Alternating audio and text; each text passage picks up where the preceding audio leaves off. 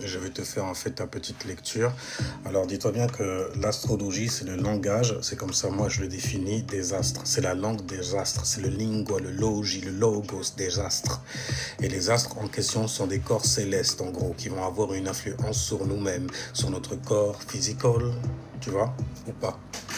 En tout cas, c'est les messages avec lesquels en fait tu es arrivé lorsque tu as pris ta première inspiration, lorsque tu as réagi premièrement. Et forcément, l'une des premières influences de toutes les façons communes que tu as activé, c'était ton Merkaba, ok? Et ça prendra son sens lorsqu'on parlera justement des nœuds lunaires. On parle de la lune quand on parle du Merkaba. On parle de ta mémoire. Une mémoire en fait très ancienne en gros. Tu vois, c'est pour ça que tu as certaines habitudes qui sont dans ton corps physical. Je te renvoie à l'école un peu. Le physical, la possession que tu as, ton corps physical, mon gars. Et c'est pour ça que le taureau représente cela et qu'il a la lune qui exalte dans ce signe-là. Tu vois, une exaltation, on voit ça comme en fait une petite mort. Donc, qu'il est doux de mourir ainsi, n'est-ce pas? Ah, c'est hardcore. Bref, on va parler donc de ta réincarnation. On va parler de ton nœud sud.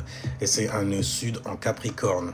C'est ceux qui sont nés, l'air de rien, avec une cuillère en argent, mais qui ont troqué en fait leur couronne pour le peuple, pour le people, en gros. Pour le people, pour la masse, pour l'énergie, pour les émotions, en gros. La masse, oh, tu vois, la masse. La matière aussi, quelque part. Parce que le signe des cancers te fait face.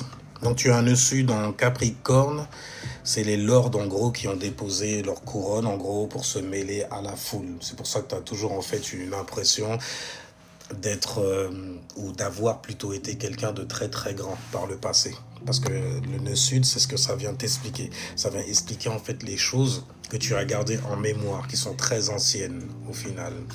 Donc ton nœud nord est en cancer, lui par contre en maison 9.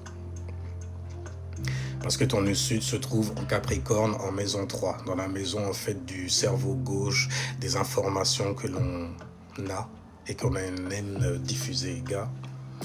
Mais toi, en fait, ta destinée, c'est expérimenter, ne plus théoriser au final. Bon, symboliquement, ton âme arrive avec une ancienne familiarité, avec le mental, le contrôle, l'analyse et le besoin de comprendre ce qui se passe aussi autour d'elle, la curiosité que tu as, n'est-ce pas? Donc Capricorne maison 3, ça peut te donner en fait une pensée très très sérieuse, très très prudente aussi, parfois méfiante également. Donc tu peux avoir tendance à ne pas accepter une information immédiatement. Tu veux vérifier, comprendre, analyser aussi. Parce que Mercure gouverne cette maison-là. Mais ça peut également créer en fait un mécanisme où tu mentalises énormément ce que tu ressens. Donc tes émotions. Un bon avantage que ça te donne, une bonne lucidité, une capacité aussi à analyser, un sens de l'observation de maturité mentale, très mentale. Maintenant, il y a beaucoup de défis aussi, comme le surcontrôle mental, le pessimisme aussi, ou des difficultés à faire confiance à ce que tu ne peux pas expliquer, t'expliquer, ou ce qui ne peut être même expliqué. C'est pour ça que tu te mets souvent à analyser ce que tu ressens. Anyway, ton intelligence doit devenir un outil et pas une prison. Donc tout dans ta vie ne pourra pas être compris avant d'être vécu. Et c'est très bien ainsi de toutes les façons, parce qu'il me faut expérimenter avant de théoriser.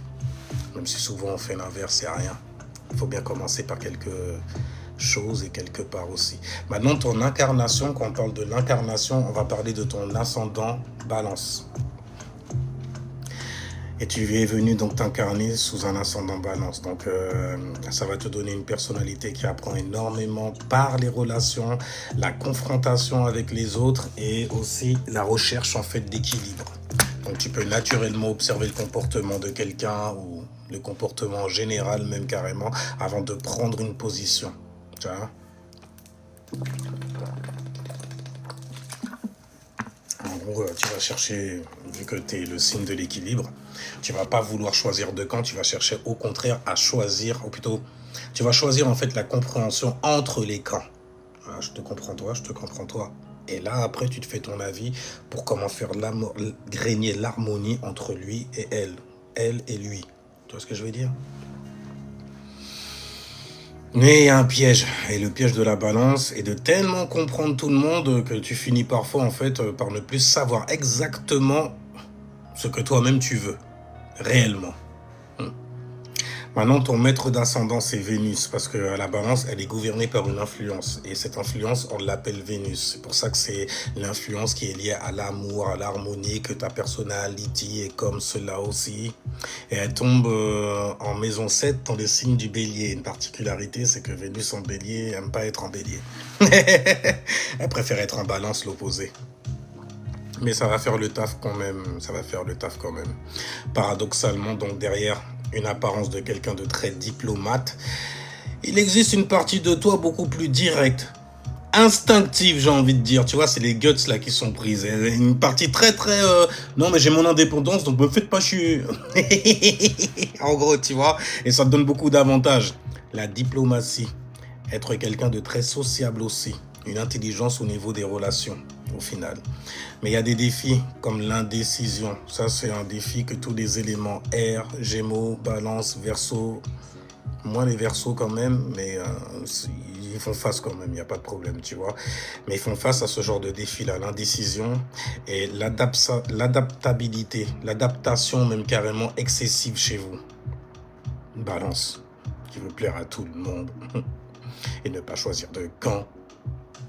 Bref, mais je voudrais contenter tout le monde, que l'harmonie... Donc, l'équilibre ne consiste pas à éviter le conflit, il consiste à ne pas t'abandonner pour préserver la paix. Oh, ça va quand même, toi aussi. À un moment, il va falloir que tu choisisses. Hein. Et pour avoir la paix, parfois, il faut faire la guerre, et tu le sais, hein. Bien. Maintenant, on va voir la direction de ton évolution, et là, on va parler de ton nœud nord en cancer dans la maison 9. C'est là que va ton évolution. C'est ce qu'on appelle la décarnation, en gros. Quand tu as contracté trop de choses qui t'alourdissent dans le sud, en gros, on te demande de lever les yeux au ciel, même carrément, si jamais tu vois que lui. Et c'est là que se trouvent les recettes de ta réussite. Dès que tu es aligné, c'est simple, hein. Dès que tu vas dans ton nord, tu es aligné directement. Ouais, tu vois beaucoup de choses se débloquer aussi lorsque tu l'acceptes quelque part. En tout cas, la maison 9, ça concerne la philosophie, la spiritualité, les voyages, les croyances, l'enseignement et la recherche de sens. C'est pour ça que ce sont des choses, tu vois, je suis sûr de t'avoir dit ça. Ouais, ta destinée, en fait, c'est de t'intéresser à ce genre de choses-là. Toi qui as l'habitude, en fait, d'être plutôt dans les théories, dans les lectures et tout ça, c'est des choses qui peuvent être gênantes au plus haut point. Quoi, moi, m'intéresser à ce genre de bail-là? Jamais, gros. Jamais. Ouais, mais c'est là, en fait, qu'on t'appelle. C'est ce que tu t'es décidé pour toi, au final. Donc, ton parcours pourrait surtout, en fait, t'amener à remettre profondément en question certaines certitudes. Parce que l'univers est toujours en expansion, surtout lorsque ça tombe dans cette maison-là. Donc, tu dois plus seulement demander, est-ce que c'est logique? Tu dois surtout, en fait, te demander, qu'est-ce que cette expérience est en train de m'apprendre? Après, il y a beaucoup en fait d'avantages que ça te donne. Une grande ouverture spirituelle et intuitive avec le temps. Étape par étape, ça viendra assurément. Et ton défi, ce sera d'accepter en fait de ne pas tout contrôler intellectuellement. Tout n'a pas besoin d'être expliqué. C'est de la régression spirituelle que tu fais lorsque tu vas dans ce cheminement-là. Maintenant, voyage, étudie, explore d'autres philosophies. Ton évolution commence lorsque tu acceptes en gros que le monde est plus vaste que ce que ton mental connaît. Donc ne te braque pas, en gros, tu vois. T'as un soleil en Gémeaux. T'as un soleil en Gémeaux qui tombe dans la maison 8 ans. Salut. Bref, le soleil, c'est ton père, c'est ton yang, en gros. Tu vois, c'est des choses sur lesquelles tu te mets consciemment en action, en gros. C'est ton identité également. Et tu as une identité en Gémeaux, mais elle est posée sur des choses très secrètes. T'aimes bien naviguer là-bas, hein? Enfin bref. Donc je disais, vu que c'est en Gémeaux, t'es naturellement curieux, adaptable, parce que la modalité en fait du signe des Gémeaux, en fait, c'est être mobile justement, mutable. Donc, qui sait s'adapter à de nouvelles façons de penser, de réfléchir, de communiquer, de parler de ses pensées, par exemple. Donc, derrière l'aspect léger ou sociable des Gémeaux, là, on va trouver une personnalité, une identité beaucoup plus deep. Parce que ça tombe dans la maison 8. La maison qui a donné naissance au signe des Scorpions. Donc, tu veux comprendre les mécanismes cachés, la psychologie, les secrets, les comportements humains, le pouvoir, la sexualité aussi. Ah, c'est la maison du SEX. Bon, parce que c'est là qu'on subit énormément de transformations. La maison des transformations d'ailleurs, tu vois, les petits secrets, les petits tabous. Et le sexe, par exemple, c'est quelque chose que tu vas pas faire au grand jour. D'ailleurs, c'est plus effectif lorsque tu le fais la nuit. J'espère que je t'apprends rien. On va continuer. Donc je disais, tu peux avoir plusieurs vies à l'intérieur d'une seule vie. Plusieurs vies à l'intérieur d'une seule vie. C'est pour ça d'ailleurs que, t'as entendu en live là, les mecs qui viennent te voir en te disant moi je suis possédé ou bien j'ai l'impression d'avoir plusieurs âmes dans mon âme, carrément mon gars, si tu savais. Toi, tu les regardes, pourquoi ils m'étonnent quand même? Non, parce que je sais que ça existe quand même derrière. J'ai une vision, tu vois. Je ressens que quand même, il se passe quelque chose. Il y a des choses qui se transforment, tu vois. Mais je vois aussi, surtout, je vois, Soleil, les intentions de merde que cet enfoiré, en fait, il vient... bref, ok, mais parce que c'est la maison de 8, c'est des refrains, quoi, tu vois. Beaucoup d'alignement dans cette maison-là, gars. Mais il y a un avantage pour toi. Donc, je disais... Une curiosité psychologique, une intelligence, une capacité à comprendre ce que les autres ne voient pas. Je ne peux pas leur dire parce que c'est tabou, mon gars. Anyway, les gars, il y a des défis pour toi. Comme ruminer sans arrêt, être fasciné pour ce qui est caché. Oui, ça peut être en fait un gros défi pour toi. Des difficultés à lâcher même carrément certaines questions qui t'obsèdent, j'ai envie de dire. T'obsède et t'as du mal à lâcher prise ensuite. Bref, il faut comprendre en fait. Une blessure n'est pas toujours la même chose que la guérir, ok? Pas la même chose du tout. À un moment, il faut aussi accepter de laisser certaines choses derrière soi, les abandonner. Tu vas abandonner, n'écoute pas cet hamster-là. Cet hamster ou ce rongeur, je me souviens plus. Je sais que c'était de Chine qui venait. En tout cas, donc... Tu as une lune en cancer qui tombe dans la maison 9. Oh, stylé. Et la lune est forte justement dans le signe du cancer, puisqu'elle gouverne justement le signe du cancer. Donc ils se sont très concernés, tu te sens concerné. Donc quand tu te sens concerné, tu vas réagir. Et tu réagis sur quoi? Dans la maison 9, t'es roi. Ou reine là pour le coup, puisqu'on parle de la lune. En tout cas, tu as une lune en cancer, hein, tu as une patte blanche là. Fais attention aux gens qui veulent absolument te mettre le grappin dessus. Parce que ouais, tu portes chance quelque part.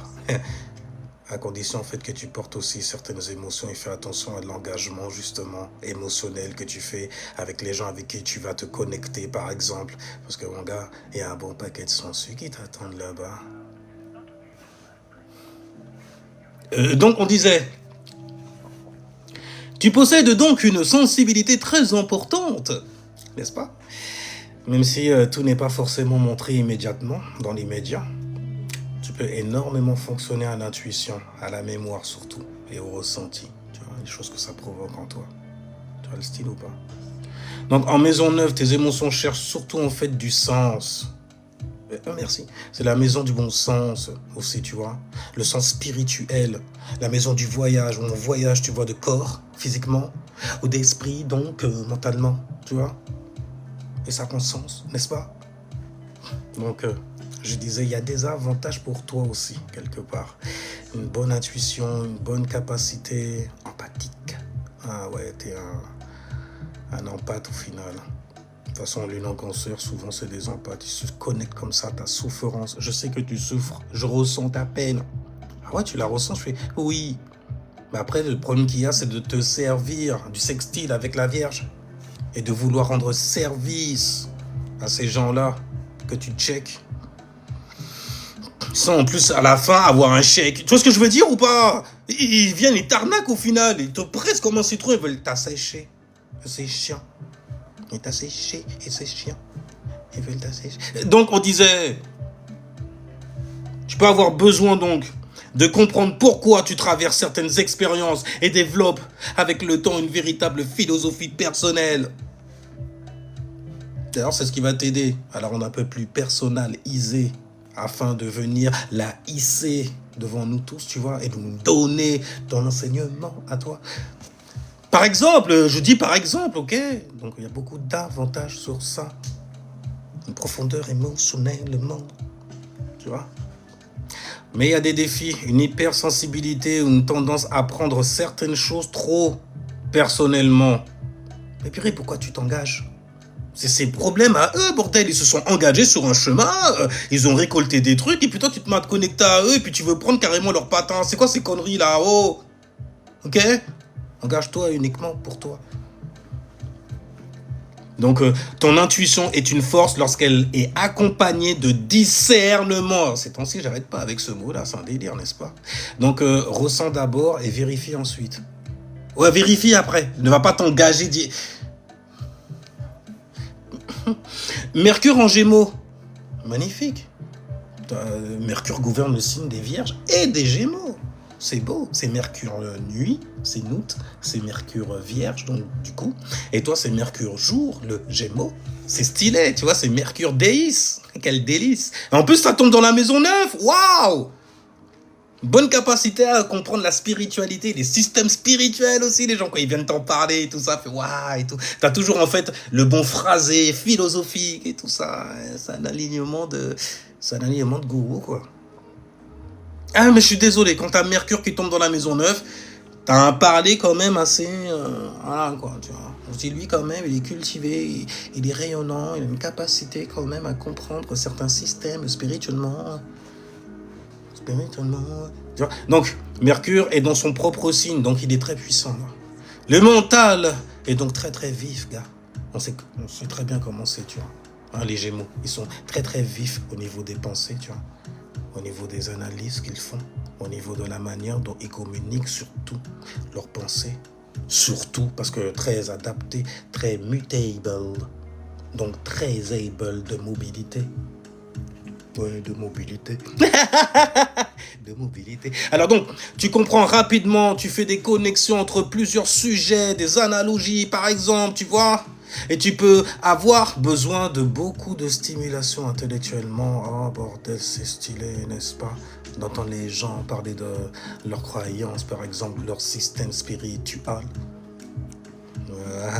Là, tu vis là-dedans, il n'y a rien, il nage dedans. Bref, en maison 9, donc, cette intelligence veut comprendre les grandes questions philosophiques, spiritualité, culture, politique, sociétale aussi, les enseignements, les langues aussi, les voyages. Et c'est bien de parler plusieurs langues pour ça, pour voyager. Voyager. T'es mutable après tout. Et il y a des avantages que tu as, une vivacité intellectuelle, une bonne curiosité, une capacité aussi à transmettre, j'ai envie de dire, même à enseigner également. Parce que ta compréhension, elle va très très loin avec Mercure en maison 9.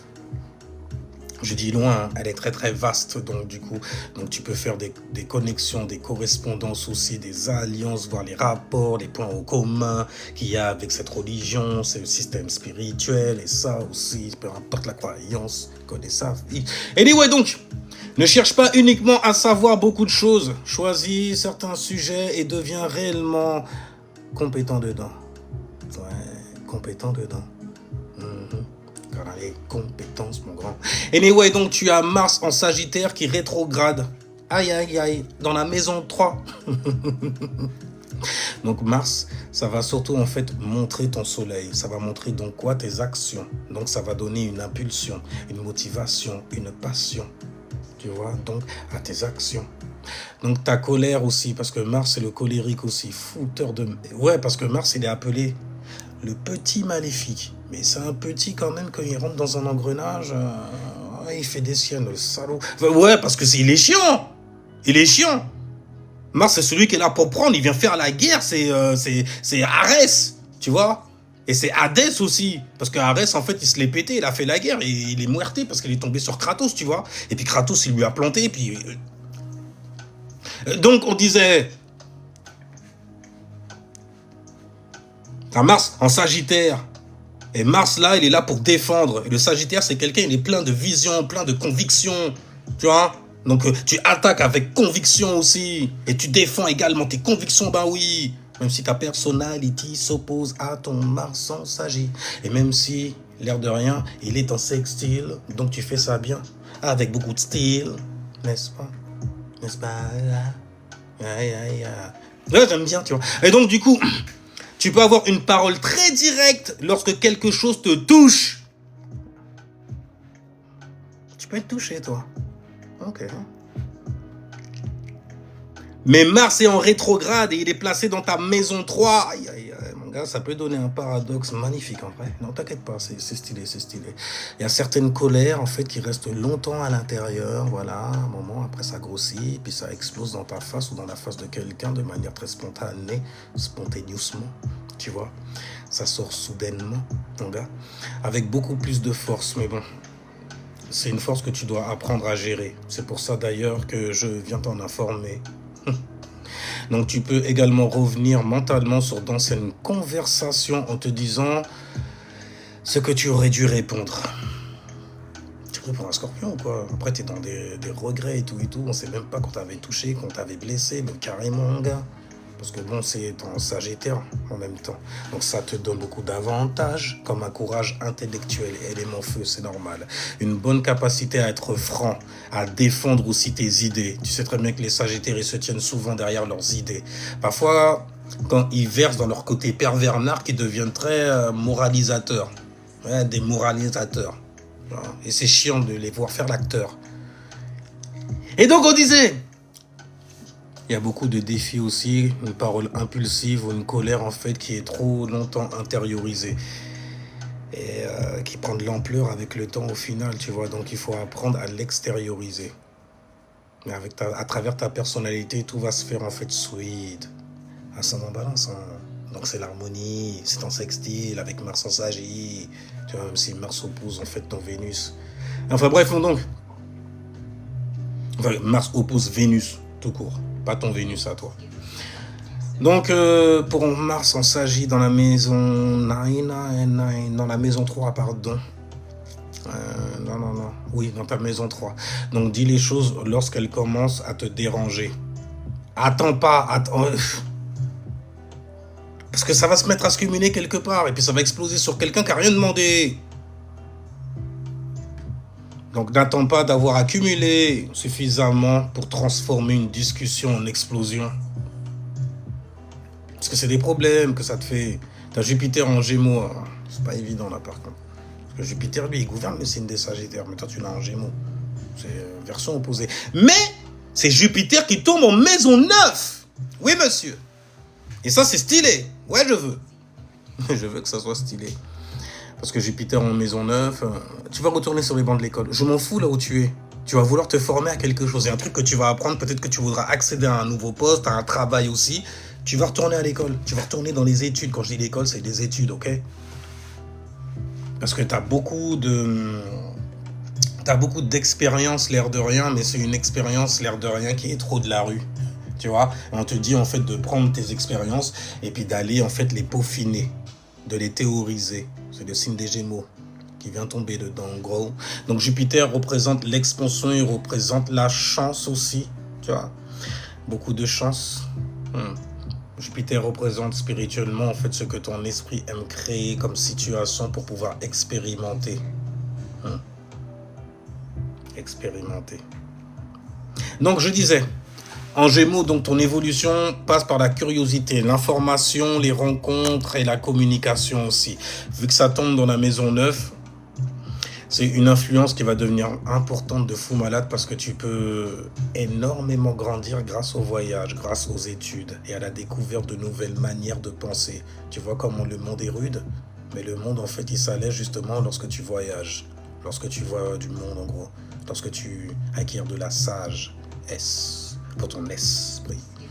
Anyway, donc tu pourrais passer par plusieurs philosophies avant de trouver réellement la tienne. Ok? Donc ne te presse pas, de toute façon Jupiter il n'est pas pressé du tout, donc t'expérimentes, il s'en fout du reste. Alors donc il y a des avantages que ça te donne, une bonne capacité à ouvrir ton esprit à d'autres cultures aussi, une capacité à apprendre d'elles, une capacité d'apprentissage et une grande polyvalence aussi.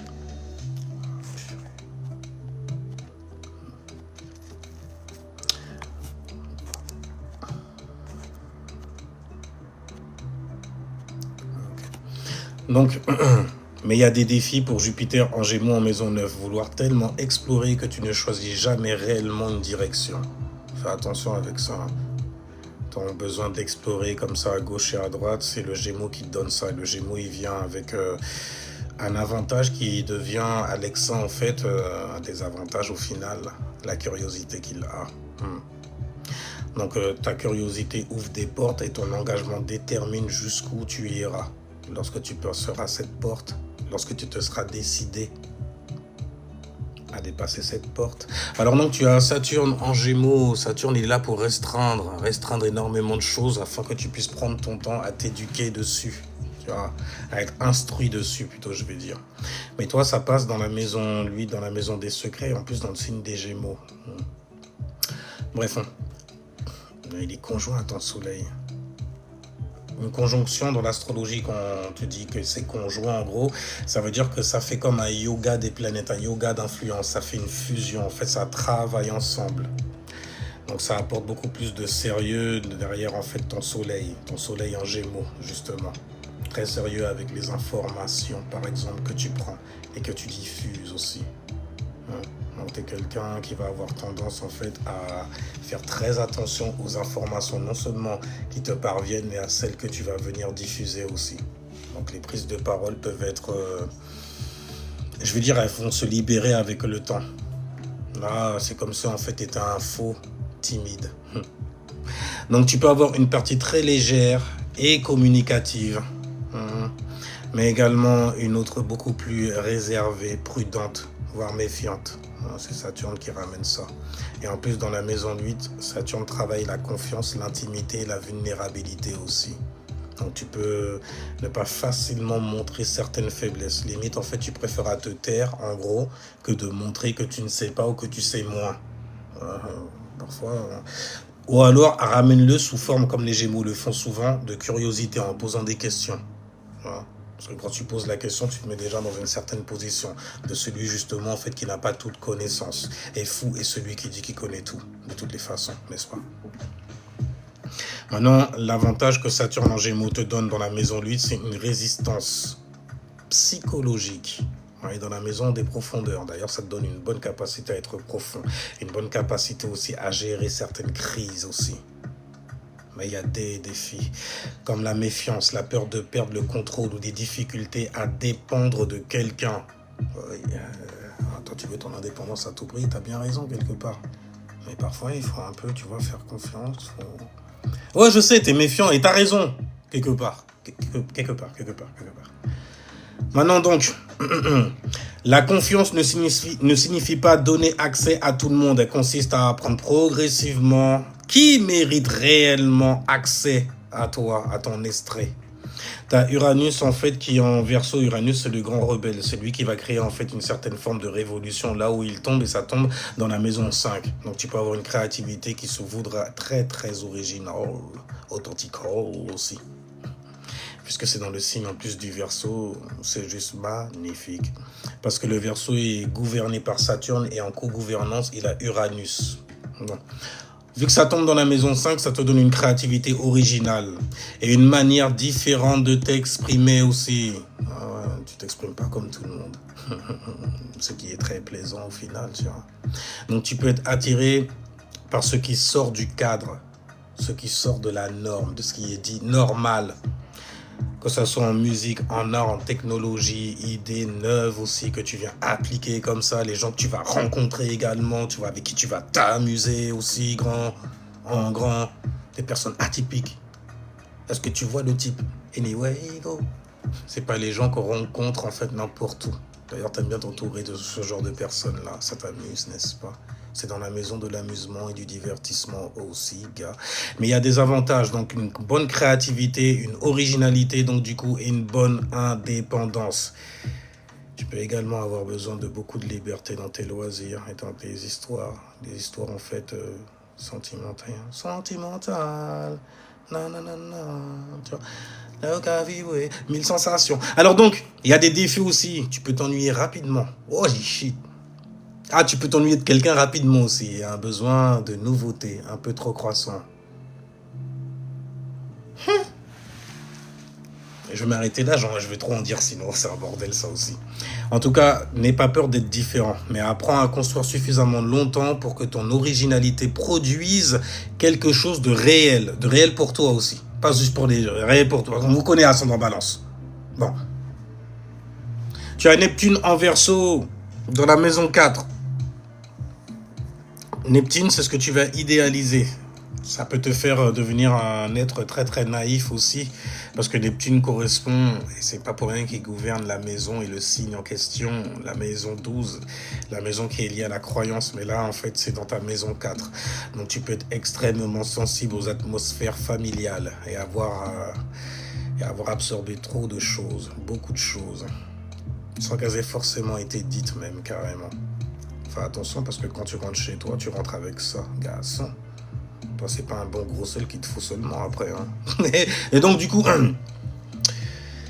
Alors, donc, il peut également exister une idéalisation au niveau du foyer. Je dis, c'est ce que tu idéalises et tu peux te fourvoyer très facilement. Donc, rechercher un endroit où tu pourrais enfin te sentir totalement compris. Toi qui es incompris, parce que c'est le Verseau, c'est Neptune en Verseau, les Verseaux, les cassos de l'élément air. Il faut ce qu'il faut. Ouais, faut ce qu'il faut.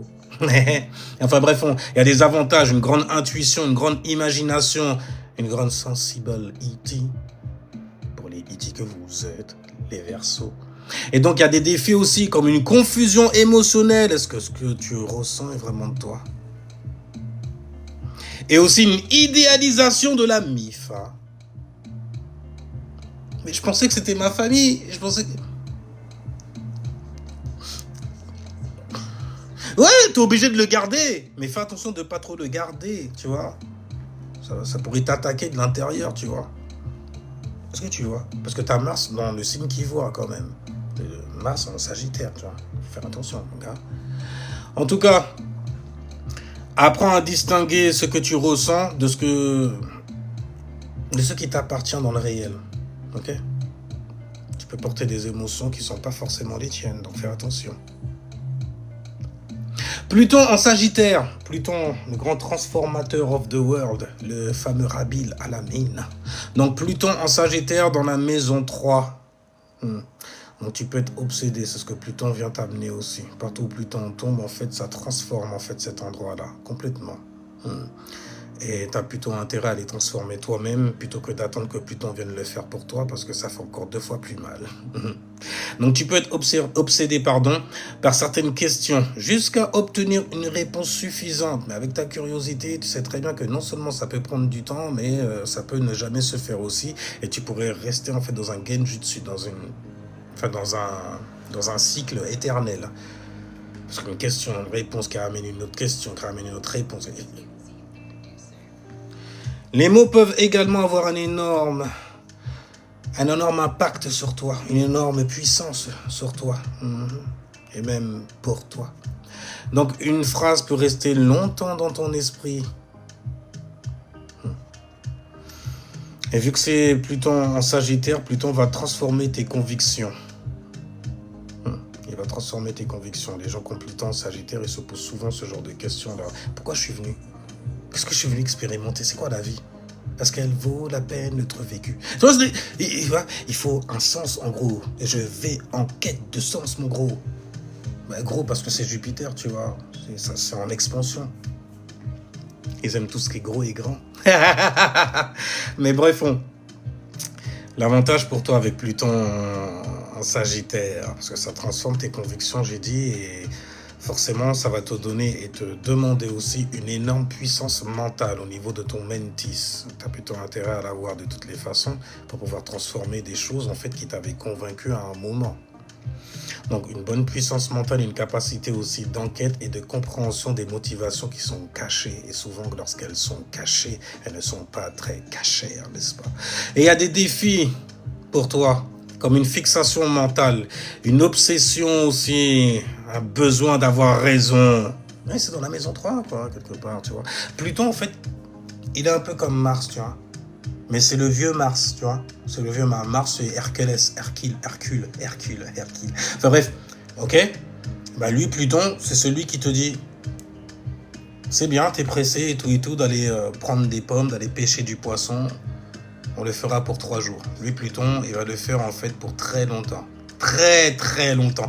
On va pas seulement aller pêcher du poisson.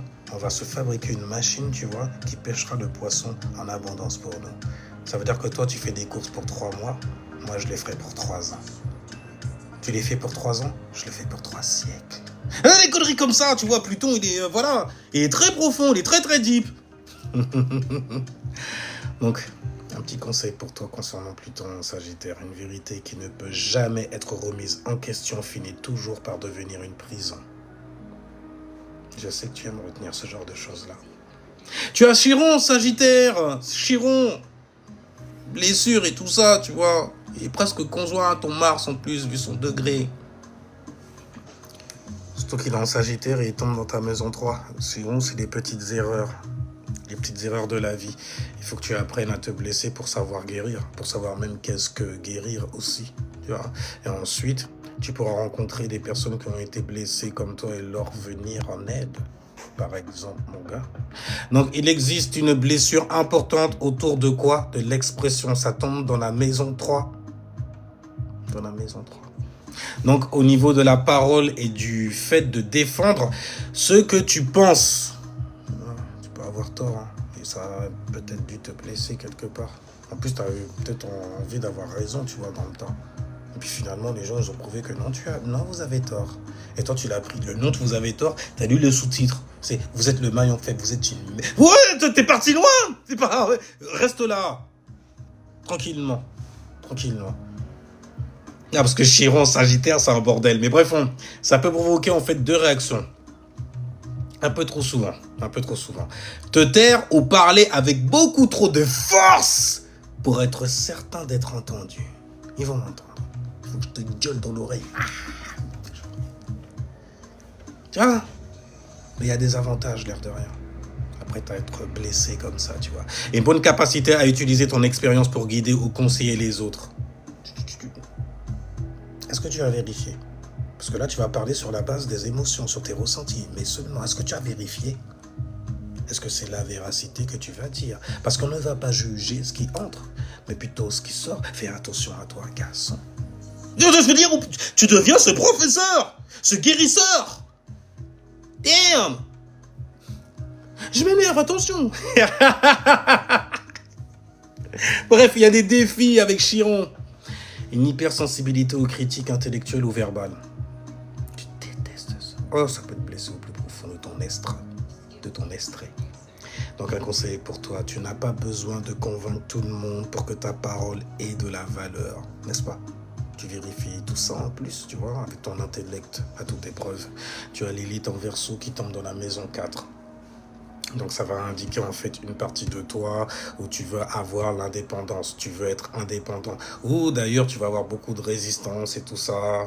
C'est une partie très très sombre, l'élite de toi. Qui implique aussi la peur.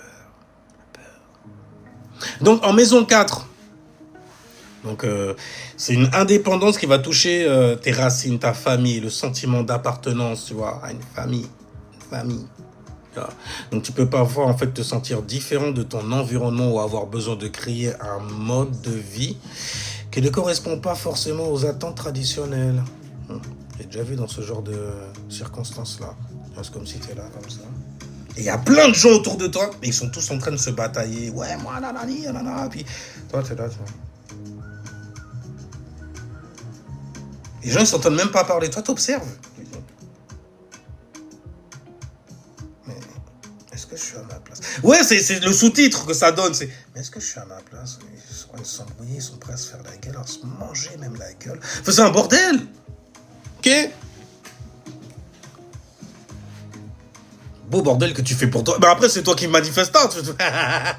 C'est stylé. C'est peut-être un bordel que tu aimes. Fais attention aussi à ne pas être dépendant de ce bordel. Mais il y a un avantage, une indépendance intérieure, une capacité à rompre aussi avec un certain héritage. Et vu que ça part en fait de la maison 4, c'est un héritage en fait qui concerne la famille.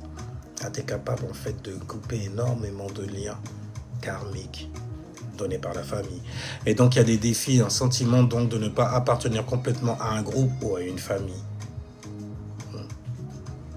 Tu n'es pas obligé de reproduire tes racines pour être respecté. Ou même pour les respecter aussi. Ok? Tu peux aussi les transformer. Bah ouais. Ouais, fond, t'as Vénus en bélier. Il oppose Vénus en balance en ce moment en plus. Mais bref, tu as Vénus en bélier qui tombe dans ta maison 7. Donc Vénus, ça représente la manière dont tu aimes, dont tu reçois l'amour, dont tu le donnes aussi, quelque part, tu vois, avec beaucoup de volonté. Elle en parlera de Mars. Bref, c'est ce que tu attires, c'est ce qui t'attire aussi, c'est ce que tu recherches en gros dans une relation également. Et vu que c'est en bélier, tu aimes de manière très franche et directe, à l'instar du signe de toutes les façons du bélier. Donc tu peux être rapidement attiré par quelqu'un lorsqu'il existe de l'énergie, une certaine forme d'énergie, de la personnalité aussi, ou une forme aussi de défi. Elle semble très inaccessible, par exemple. Tu apprécies les personnes qui savent ce qu'elles veulent, par exemple. Juste un exemple, c'était, ok? Mais Vénus, là, tombe en fait dans ta maison 7 et c'est celle en fait du partenaire miroir, véritable partenaire pour toi, par exemple. Ils ont trop d'exemples. Donc la relation là, elle prend donc en fait une place importante dans ton parcours, tout type de relation, de toutes les façons. Celle que tu vas valoriser en tous les cas. Donc tu peux beaucoup apprendre sur toi à travers en fait le couple. Le système des relations miroirs quand ça tombe dans la maison 7. Tu vois. Mais il y a des avantages, ça te donne beaucoup de passion, de franchise, une capacité à t'investir lorsque tu ressens réellement quelque chose pour quelqu'un en face de toi. Et il y a des défis, une impatience, celle du bélier, n'est-ce pas? Un besoin d'intensité, une attraction pour des personnalités très très fortes. Fais très attention de ne pas te laisser endormir par des gens qui ont une personnalité très très forte. Parce que mon gars, fais gaffe. C'est eux qui créent des sectes, c'est eux qui se font gourous autoproclamés souvent, tu vois, donc c'est un bordel, fais gaffe à toi. Il y a des défis, donc l'impatience, le besoin d'intensité ou d'attraction pour des personnes très fortes, c'est ça. Donc maintenant, le conseil que je te donne, c'est ne défends pas. J'allais partir trop loin là. Je vais me recentrer, excuse-moi. On va passer pour ça plutôt. Ne confonds pas. Ne confonds pas le fait qu'une personne te stimule avec le fait qu'elle te corresponde. Ça n'a rien à voir. Une relation saine doit contenir du désir, mais également de la stabilité. De la stabilité. Ouais. C'est important ça aussi. Mais bon, Vénus en bélier. Ils sont pas très stable, c'est le bélier. Il a Saturne en fait qui est en chute chez lui, donc il voit pas la réalité comme nous tous, quoi, quelque part. Et il a Pluton en exaltation. Pluton, c'est la transformation puissante, très puissante. Et quand c'est dans le signe du bélier, il a toute la puissance, justement, de transformer certaines visions, éléments feu, qui lui sont donnés, et de les redonner, donc de créer et d'initier certaines choses qui sortent de son extrait authentique qu'ils sont, ouais. Anyway, en tout cas, ta charte là, il y a beaucoup de dominantes au niveau mental, psychologique, vu qu'il y a beaucoup de maisons 8 et de maisons 9, et les opposés, maison 2, maison 3. Donc ton chemin là, il passe par 3 étapes: comprendre, transformer et donner du sens. Donc, ton soleil en maison 8 veut comprendre ce qui se cache derrière en fait des comportements, mais comprendre de manière très très profonde, voire psychologiquement. Tu es très axé là-dessus au final. Tu as Mars, Pluton et Chiron en maison 3, donc ça montre que la parole, les idées, la communication, sont également faites des terrains de transformation extrêmement importantes dans ta charte, surtout pour toi dans ta life. Ta maison 9 qui concerne la spiritualité aussi, qui concerne les voyages, les systèmes spirituels aussi, à la fin comme ça les gens. Bref, je disais, c'est chiant. Bref, donc, la maison 9 est particulièrement chargée, là, pour le coup, avec ta Lune, Mercure, Jupiter et ton nœud nord. Donc, ça signifie qu'à un moment, tu pourras plus simplement accumuler des informations, juste les cumuler, les accumuler. Tu devras construire, en fait, ta propre philosophie de la vie. On demandera énormément ton avis. Donc, psychologiquement, ton principal défi, il est surtout mental, au final. Donc, tu peux énormément réfléchir, anticiper, analyser ou même revenir sur certaines situations. Et ce fonctionnement est... purée.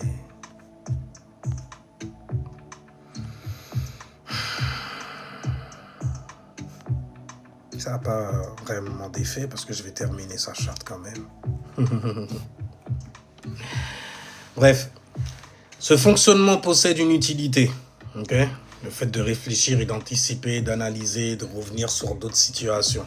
Okay? C'est un fonctionnement qui a son utilité dans tous les cas. Il va te permettre de comprendre des choses que beaucoup de personnes ne voient pas, ne sont pas conscients même de ça. Et toi, tu les ressens et tu les vois carrément, mon gars. Bref, ça peut te fatiguer aussi parce que c'est un défi qui est de type mental là pour le coup. Donc tu peux te fatiguer très facilement mentalement. C'est pour ça d'ailleurs que ton nœud nord en cancer est en maison 9. Ton évolution donc consiste pas à devenir encore 2 fois plus intelligent en maison 3. Elle va consister en fait à intégrer une autre forme d'intelligence, l'intelligence émotionnelle, intuitive et spirituelle. Ton ascendant balance, lui, il va t'apprendre à comprendre justement la personne qui te fait face, comprendre l'autre, les autres. Il y a plusieurs autres, et tu le sais de toute façon. T'as appris la leçon. Donc ton soleil en maison 8 va t'apprendre à comprendre ce qui se cache derrière eux, justement, derrière l'autre, les autres, entre autres. Donc ta maison 3, elle, par contre, elle t'apprend à comprendre tes propres mécanismes à toi, au niveau mental. Donc, et ta maison 9, ouais, elle te demande finalement, maintenant que tu as compris tout ça, quelle vision de la vie tu veux construire. C'est toi qui dois la construire. Ouais, c'est ça. Après, il faut se décider, hein, et c'est pas évident avec ton soleil en Gémeaux. Parce que les décisions à prendre pour se donner des directions dans la life. Ouais, je pense que je vais apprendre encore. J'ai encore un livre à finir et je serai plus rassuré. C'est ça, ouais.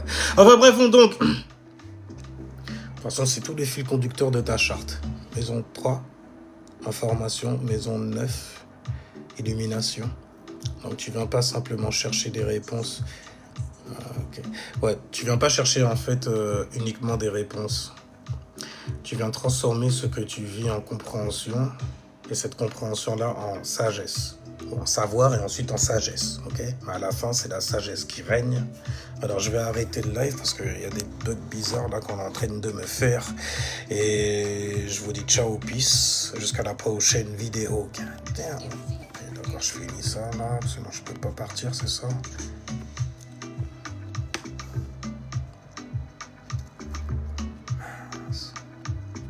Et je l'ai fini de toute façon. Et si jamais tu as d'autres questions, je suis à ta disposition. Oui, les rageux de ouf.